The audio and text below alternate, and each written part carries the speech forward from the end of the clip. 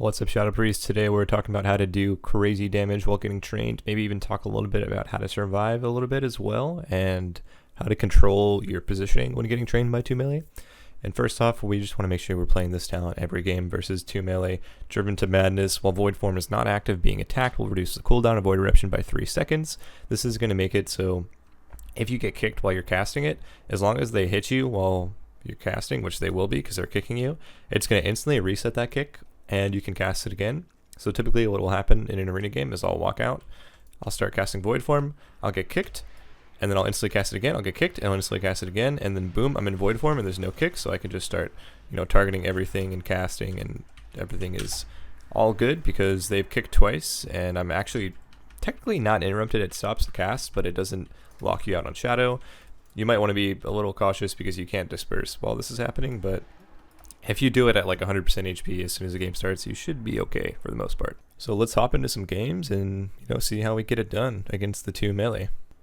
This first example is kind of an ideal world where I'm able to go into Void Form instantly and we win instantly. Now, even if we don't kill a team in the opener, putting them on the back foot is still going to help our team in the long run. So if I'm able to get pressure off, they might have to back down on their offensive cooldowns or use globals defensively, and it'll ease up my pally to heal. So I instantly get bopped, which means that they can't kick me, and then they die. We like that for sure. If you're playing with a warrior and a holy pally, you actually have a lot of windows to cast against 2 melee. You can get bopped, you can get intervened or mastery. If you're intervened, physical kicks will not affect you for 5 seconds. Guys, here's a more realistic example of what Driven is going to look like. We're playing against Shadow Priest, Worst Nightmare, Turbo Cleave. So instantly going to try to dot the Sham and just start spamming Void Form. Now, I'm going to get kicked and kicked again. Deja vu. I should have used my Unfurling Darkness proc to dot the warrior, but that's all good because we're just going to focus on damage right now. So we're in Void Form. That means we could start our CC chain with a stun on the Shaman, silence on the healer, and I'm going to also trinket and fade, stun the healer out of that, so we're able to chain our CC.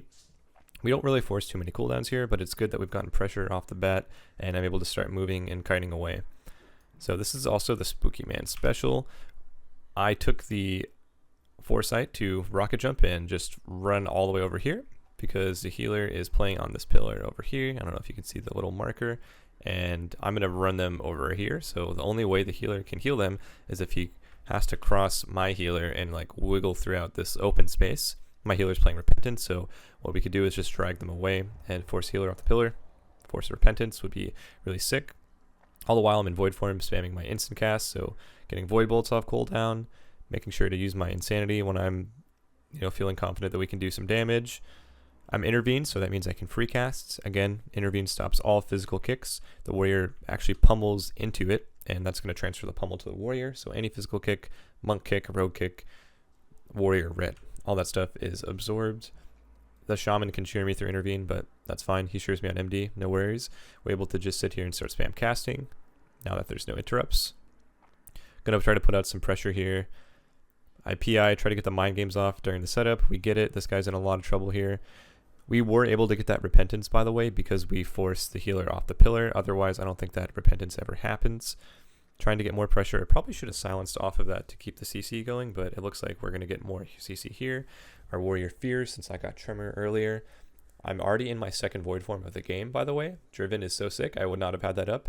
And we forced Trinket, Bubble, and Sack in the same setup there. So lots of damage came out from Spooky Man there. I'm really proud of him. He's really starting to turn things around for this team.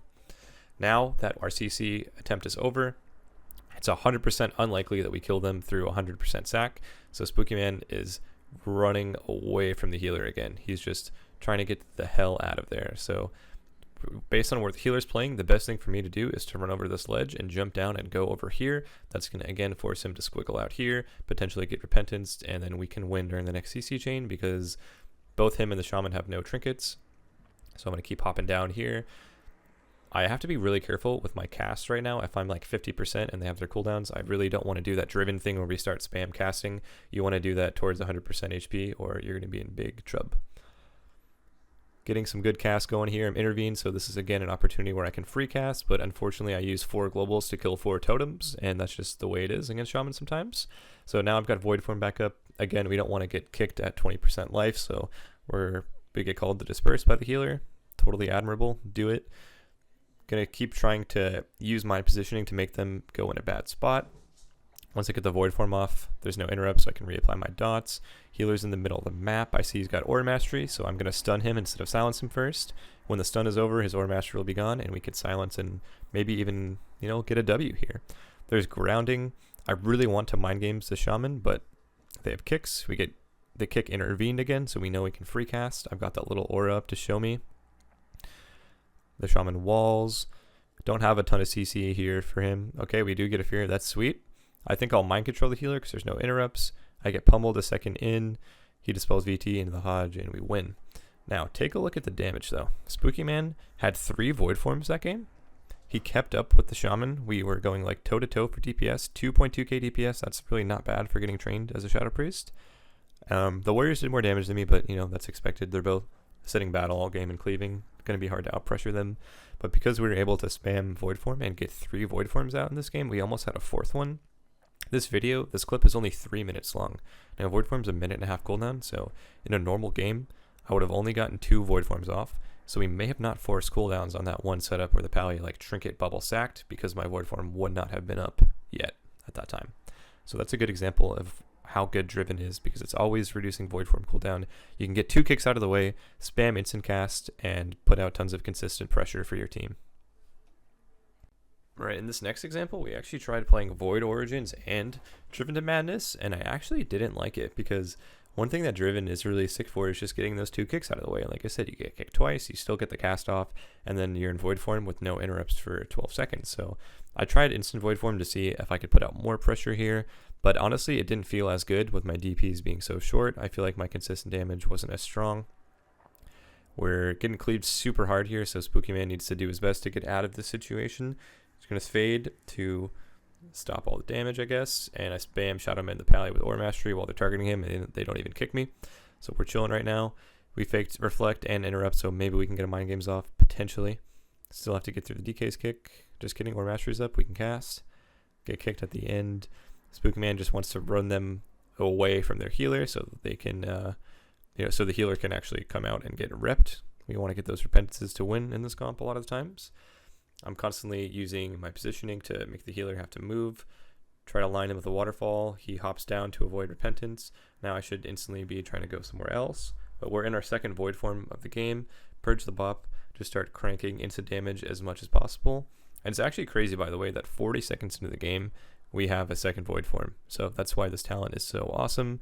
I really just wish I had Lasting Plague instead of Void Origins here, because I think I would be doing a little bit more consistent pressure. I was kind of afraid that the Pally might be playing Cleanse the Weak and dispelling a lot, but he's actually not, so we're doing all right on damage, I guess, but it feels like I'm doing noticeably less damage than the other game.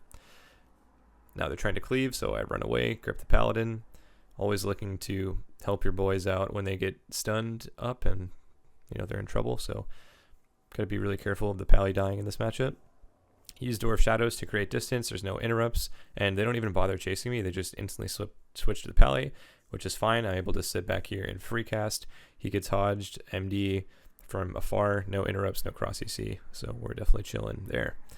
Now we're in another Void Form, not even 2 minutes into the game, 3 Void Forms, guys, pretty good. So just start spamming instant damage, doing as much pressure as we can, Void Bolt off cooldown. It's a little annoying with Hard Stop Aura because we have 1 more second to wait for Void Bolt. Try to spread as much damage as possible when your warrior is cleaving too. We try to get dots on all 3 of them. My dots get repped off, but oh well, whatever. We're trying to connect on this healer here, but unfortunately, if we even get a stun on him, the warrior's going to stop me, so I'll stun the warrior. We stun the Pally at the same time. Enables me to get a good Mind Games off while they're not near me, reapply my dots, and we just end up randomly winning because he doesn't bubble. So kind of unlucky for them, but overall, I just wanted to point out that example of combining it with Void Origins. My damage was okay. I really like that added effect of getting 2 interrupts out of the way though, for sure. All right, one thing I did want to go back on this clip and emphasize is, although it's really important to fake cast and juke them and everything, it's actually more important to create windows where you don't have to fake cast. So look, we have let's pause it for a second. We have the warrior stunned really far away, so he's not going to be able to kick me. The DK was feared behind the pillar, so he's not going to be able to kick me. The Pally's stunned, so he can't line of sight me. There's 2 interrupts up, but they're unable to use them, so we're able to get the Mind Games off, which is super important during your setups. So we get really nice window to cast here. And a lot of the times against 2 melee, it's going to be hard to sit there and fake cast. So what I'm always trying to do is move away. And if I ever get distance, if they ever get slowed or rooted or anything, then you can start casting when they're not near you and there's no interrupts. Otherwise, you're just going to be kind of juking yourself to death. So in the meantime, when they get back onto me, my globals are going to look like all instant damage. Alright guys, last example here. We are actually going to run Void Origins against this team because Lasting Plague has a really bad utility versus a team with 3 disease dispels, and you know, we're queuing at 2800, 2900 to 3k, so we're kind of expecting these people to actually use their buttons. Sometimes they don't at lower ratings, but just keep that in mind that if they're playing well, they could spam disease dispel and your Lasting Plague will have no utility. So what I want to point out in this clip is how quickly we set things up. So I'm instantly already in void form. Look, I think I forget that I have instant void form, so it's kind of trolling that I do this like before dotting or anything, but whatever. But look how quickly we're going to start doing our setup. We know that this team wants to walk out and one-shot us, so our best course of action, you know, the best defense is a great offense. Have you ever heard about that saying? We're going to instantly run in and just start chatting on them. So I'll fear this Windwalker to start our cross CC. I maybe should have waited for his pets, but we instantly fear Windwalker, silence Priest. I get tons of distance. I'm going to be able to get this Mind Games off 100%. So we stun, Mind Games comes out, big chunks, and he bubbles. So we didn't even have the dots up because the Priest dispelled, and we were able to get tons of pressure. This is Wings and Monk's Serenity, or sorry, the Earth, Wind, and Fire bullshit. So we know that we're going to take a lot of damage. That's an instant trinket fade for me against Rets when they have Wings up and Dark Arc. You don't really want to wait to use cooldowns. I would just react as quickly as possible. Make sure you don't overlap with your healer. You should always be using cooldowns before your healer, like trinkets, to save you. And again, look what Spooky Man's going to do. They're training him. This Priest is in the open. We don't have Repentance, but we do have Hex. So if we need, we can drag this guy over here. And my buddy Dilbar right here is going to shear Penance and look for hexes on that Priest. So let's keep kiting these guys, see what goes down. This guy can't really heal too well right now with the positioning. So I fake both their interrupts. We're able to start spam casting. This red's taking tons of dam. I should really, be casting here. It's good. Casting a lot. The red's lining me, so I'm just forced to get some insanity, some pressure going on the Windwalker. As soon as this guy pushes back in, our CC chain is going to be up. So we toss out that Void form, start ramping up a little bit. We're ready to hodge the Ret, silence the Priest at the same time.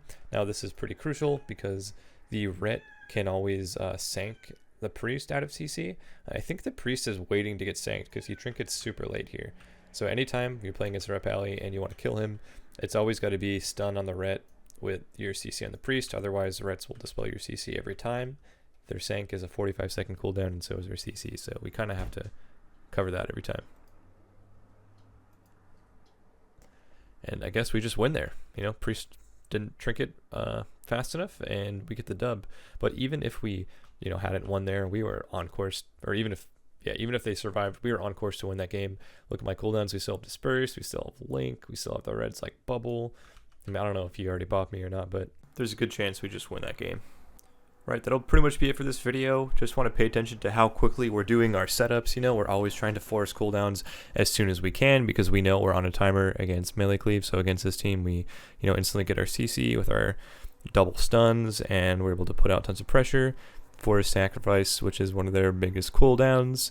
We can't really go past 15 minutes because we're not partnered yet on YouTube, but if you guys subscribe and like and all that stuff, I'm sure that'll play a role in me getting partnered on YouTube, which I think we're on path to do. So thanks for the support, everybody. Also to those people who are tuning into the stream, stopping by, asking questions, we really appreciate that, and we love interacting with the viewers. So also join the Discord as well. Tons of helpful information there, as well as just other cool people in general.